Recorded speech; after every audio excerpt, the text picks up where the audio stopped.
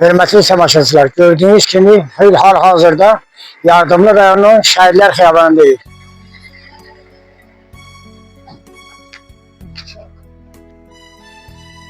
Bəli, hörmətli tamaşaçılar, indi hal-hazırda dediyimiz kimi Yardımlı rayon Şəhidlər Xiyabanını ziyarət etmək üçün buraya gəlmişik.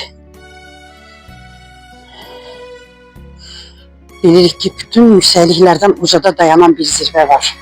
Bu, Şəhidlər Zirvəsidir. Bu zirvəyə qalxmaq hər kəsə nəsib olmur. Yalnız vətən və xalq yolunda canlarını fəda etməkdən çəkinməyən cəsarətli, ləyaqətli insanlar yüksəlir bu uca zirvəyə. İllər ötsə də şəhidlərimiz heç vaxt unudulmur. Həmişə xalqın qəlbində yaşayır, yada salınır.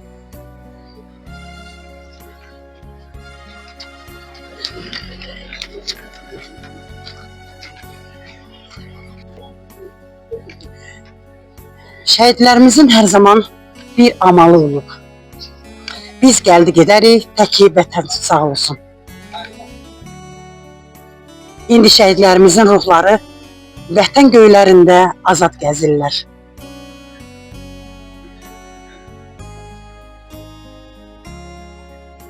Azərbaycan xalqının igid övladları 44 günlük vətən müharibəsinin hər günündə dönə-dönə sübut etdilər ki, üzərinə ayaq bastığımız müqəddəs torpaqların hər qarışı bir vətəndir.